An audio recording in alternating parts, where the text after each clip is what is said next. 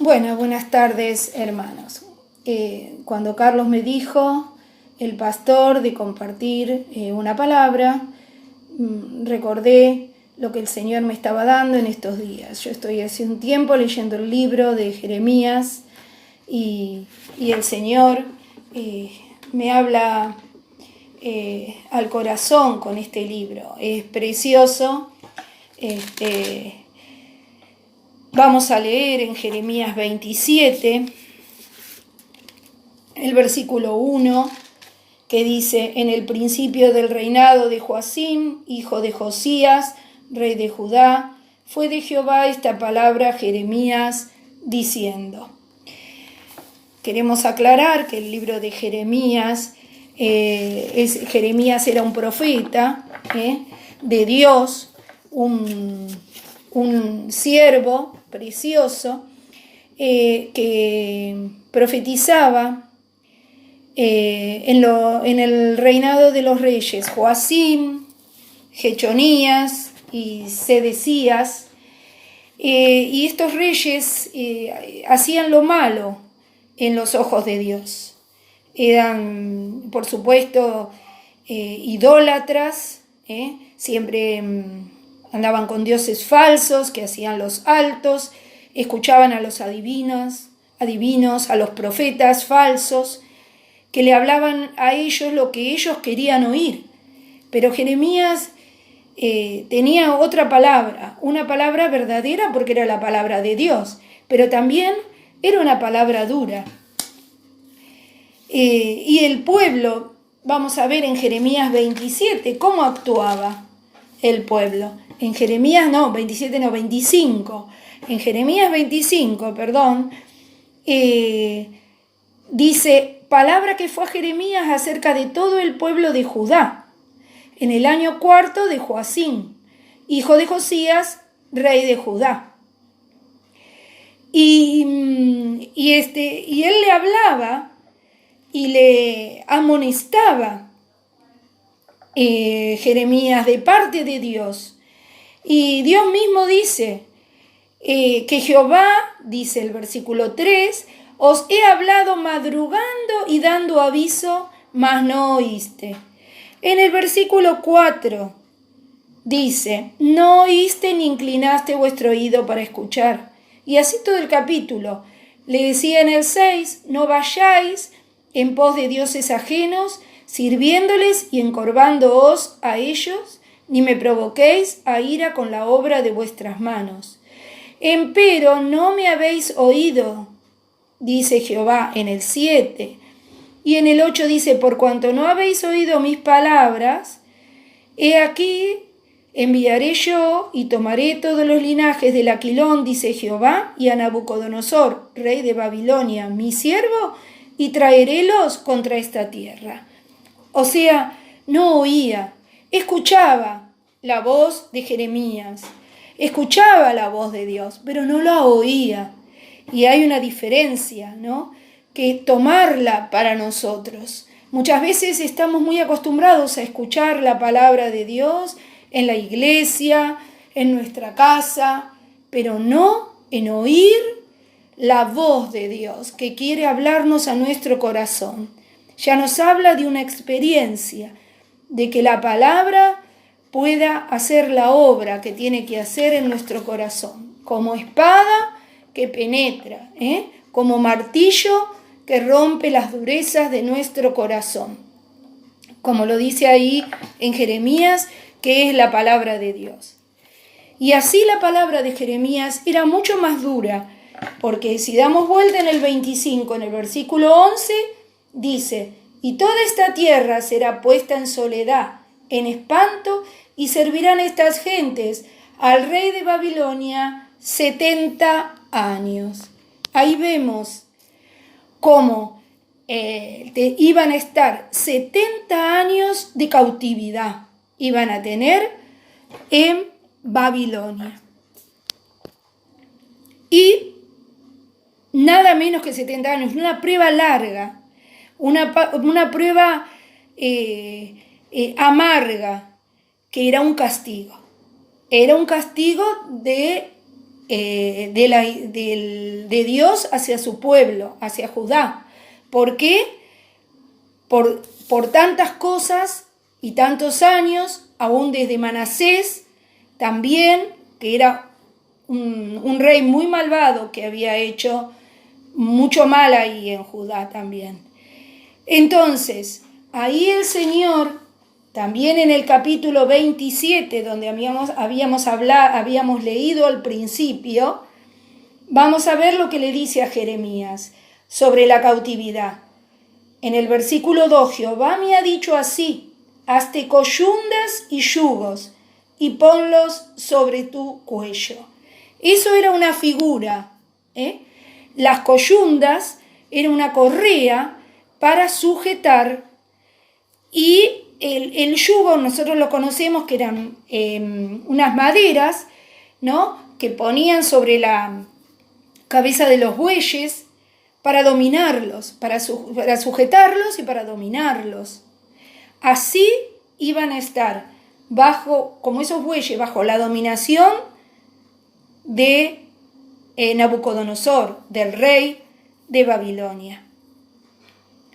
Y fíjense cuando habla Dios, que dice en el versículo 5: yo hice la tierra, el hombre y las bestias que están sobre la haz de la tierra, con mi grande potencia y con mi brazo extendido, y dila a quien me plugo.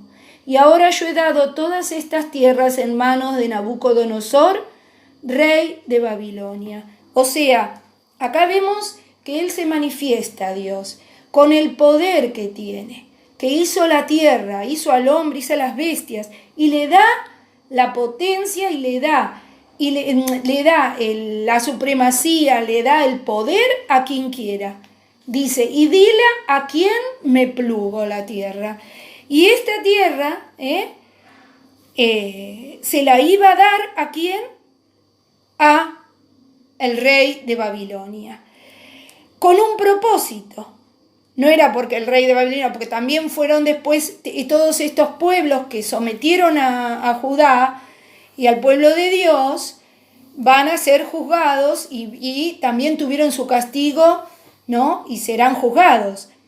Pero vemos que el Señor, en su soberanía, que no hay nada superior a la voluntad de Dios. No hay nada sobre Dios.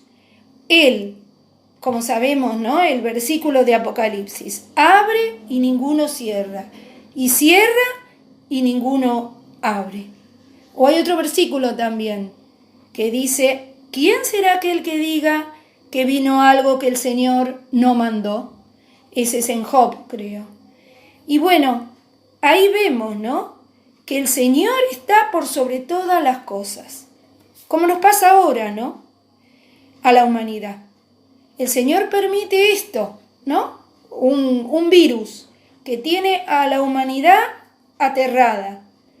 Y el Señor, si quiere, lo permite, lo pone, y si quiere, lo quita. Y el Señor lo permite con un propósito. Quizás para la humanidad. Sabemos que para nosotros y para la humanidad son señales, ¿no?, que nos hablan de la venida del Señor muy próxima, pero que también obren las gentes. Hoy escuchaba de Magdalena Ruiz de Iñazú, que estaba pensando en los juicios de Dios con este coronavirus. Entonces vemos como el Señor en cada ser humano, ¿no?, va a tener un propósito. Pueden escuchar o pueden rechazar, pueden pensar, pueden elevar sus ojos a Dios o no. Y también para los hijos de Dios, tiene un propósito.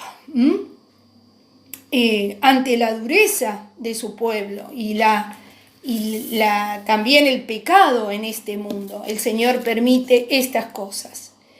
Es una situación difícil, ¿no es cierto? Pero no olvidemos que el Señor torna en sus hijos todo para bien. Dice en Deuteronomio 8:16, que el Señor, a ver, vamos a buscarlo. Deuteronomio 8:16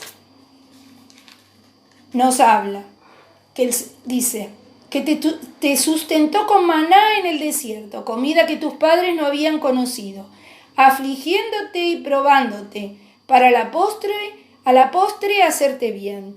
Es decir, el Señor quiere hacernos bien, pero también nos trata, Y todas las cosas, como dice Romanos 8, a los que a Dios aman, todas las cosas ayudan a bien. Si buscamos los propósitos de Dios, si oímos su voz en cada una de las cosas, ¿no es cierto?, que nos pasan. Y ahora estamos pasando por una situación difícil, que sea para crecimiento de nuestra vida espiritual y para santificación. Fíjense en el capítulo 24 de Jeremías,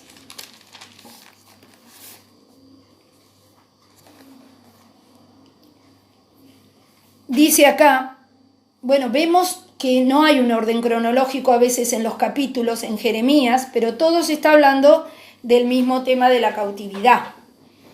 Y acá, en el primer versículo, dice, mostróme Jehová y he aquí 2 cestas de higo puestas delante del templo de Jehová, después de haber transportado a Nabucodonosor, rey de Babilonia, a Jechonías, hijo de Joacín, rey de Judá, y a los príncipes de Judá, y a los oficiales herreros de Jerusalén, y haberlos llevado a Babilonia. Fueron en varios, ¿no? Varios grupos fueron llevados cautivos. Pero bueno, vemos acá que ya estaban, ya habían sido transportados algunos, y el Señor le muestra a Jeremías estos higos buenos, y en el versículo 5 lo explica, como estos, así ha dicho Jehová Dios de Israel, como estos buenos higos, así conoceré la transportación de Judá. Y acá vemos, ¿no?, que Dios no los abandonó, a pesar de que estaban en esta prueba, que era un castigo por la dureza de su corazón, y el Señor estaba con ellos. Dice, conoceré la transportación de Judá. No le era indiferente el Señor, y hablar de conocer es reconocer, es inclinarse, favorecer a Judá en medio de esta experiencia. Dice, conoceré la transportación de Judá, al cual eché de este lugar, obra de Dios. El Señor lo echó de ese lugar, a tierra de los caldeos. Pero ¿qué dice después el 5? Al finalizar, para bien, para hacerles bien, ¿no es cierto? Después dice en el 6, porque pondré mis ojos sobre ellos para bien. Vieron que no lo estaban desamparando. El Señor nunca nos desampara. En ninguna de las experiencias, por más de que sea por la dureza de nuestro corazón, o por más de que el Señor nos permita una prueba, el Señor va a poner sus ojos sobre nosotros, para bien. Eso lo tenemos que tener bien en claro, pues somos sus hijos, somos su pueblo. Y dice acá, y volverélos a esta tierra. Y hablamos de ahí de una conversión. Hablamos ahí de que ellos no solamente iban a volver a la tierra, sino iban a cambiar su corazón. Y dice, los edificaré, que nos habla de crecimiento, no los destruiré. El amor de Dios no los arrancaré, la misericordia. Y después, ¿qué les iba a dar a Judá, al pueblo de Judá? Un corazón para que me conozcan. Nosotros tenemos un corazón malo. El Señor tiene que darnos un corazón para conocerle. El Señor quiere revelarse. Así como quería revelarse a Judá, también quiere revelarse a cada uno de sus hijos. Y darnos un corazón que esté siempre dispuesto, tierno. ¿Para qué? Para escuchar su voz. Y dice, y conozcan. Le daré un corazón para que me conozcan, que yo soy Jehová, y me serán por pueblo, y yo les seré a ellos por Dios, porque se volverán a mí de todo su corazón. Cada uno sabe, ¿no? Las cosas que tenemos que entregar al Señor, y volvernos, de todo nuestro corazón para que el Señor haga la obra en nosotros. El Señor, recordaba, mandaba a los discípulos en medio de la tempestad. Con un pequeño barquito los mandaba en medio de la tempestad, pero no los abandonaba. Ahí estaba el Señor. Quizás el Señor permitió para su pueblo estas cosas del coronavirus, este aislamiento, para apartarnos, para hacer una obra en cada uno de nosotros, en su iglesia, en este último tiempo, en cada uno de los hijos de Dios, para que en el silencio de nuestro hogar estemos ocupados, no en escuchar los falsos profetas, ¿no? Las filosofías, las cosas que nos turban el alma, sino para que estemos en silencio, en comunión con nuestro Señor, para que pongamos más la mira en las cosas de arriba y no en las de la tierra. Ahora no tenemos casi conexión con nuestros trabajos, con las cosas de afuera. Bueno, busquemos el prepararnos para la venida del Señor en santificación, que esto sea para bien, como quiere el Señor. En Mateo 14 nos dice el versículo 23, y despedida la gente, subió al monte apartado a orar, y como fue la tarde del día, estaba allí solo. Vemos ahí el Señor. Este es el Señor que es el ejemplo nuestro. ¿Qué hacía? Se apartaba. A veces yo pienso, ¿no? Pensaba estos días. Quizás no, como no nos apartamos, el Señor nos aparta. Nos aísla de este mundo. Apartado, que dice, a orar. Se iba al monte a orar, a estar en comunión con su Padre. Y como fue la tarde del día, estaba allí solo. Ahí, yo estoy sola ahora en mi casa, ¿no? Pero no estoy sola, porque está el Señor dispuesto a escucharme, a escuchar mi voz, a hacer la obra en mi corazón. Muy oportuno el campamento, la palabra del campamento. El fin de todas las cosas se acerca, hermanos. Sed pues templados y velad en oración. Que así sea.